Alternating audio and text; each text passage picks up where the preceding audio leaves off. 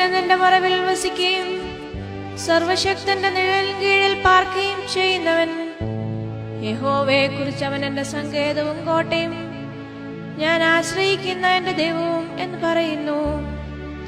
അവൻ നിന്നെ വേട്ടക്കാരന്റെ കണിയിൽ നിന്നും നാശകരമായ മഹാമാരിയിൽ നിന്നും വിടുവിക്കും. തന്റെ തൂവലുകൾ കൊണ്ട് അവൻ നിന്നെ മറയ്ക്കും. അവന്റെ ചിറകിൻ കീഴിൽ നീ ശരണം പ്രാപിക്കും. അവന്റെ വിശ്വസ്തത നിനക്ക് പരിചയം പലകയുമാകുന്നു. രാത്രിയിലെ ഭയത്തെയും പകൽ പറക്കുന്ന അസ്ത്രത്തെയും ഇരുട്ടിൽ സഞ്ചരിക്കുന്ന മഹാമാരിയെയും ഉച്ചയ്ക്ക് നശിപ്പിക്കുന്ന സംഹാരത്തെയും നിനക്ക് പേടിപ്പാനില്ല. നിന്റെ വശത്ത് 1000 പേരും നിന്റെ വലതുവശത്ത് 10,000 പേരും വീഴും, എങ്കിലും അത് നിന്നോടടുത്ത് വരികയില്ല. നിന്റെ കണ്ണുകൊണ്ട് തന്നെ നീ നോക്കി ദുഷ്ടന്മാർക്ക് വരുന്ന പ്രതിഫലം കാണും. യഹോവേ, നീ എന്റെ സങ്കേതമാകുന്നു.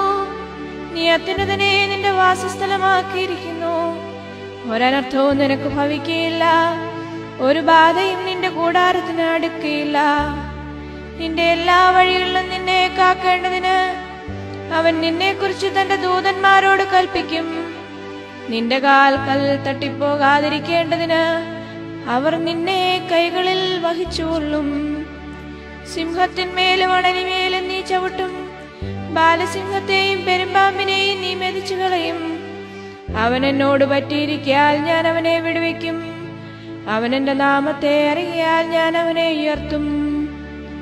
അവൻ എന്നെ വിളിച്ചപേക്ഷിക്കും, ഞാൻ അവന് ഉത്തരമരുളും. കഷ്ടകാലത്ത് ഞാൻ അവനോടുകൂടെയിരിക്കും.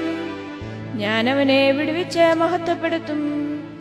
ദീർഘായുസ് കൊണ്ട് ഞാൻ അവന് തൃപ്തി വരുത്തും. എന്റെ രക്ഷയെ അവന് കാണിച്ചു കൊടുക്കും.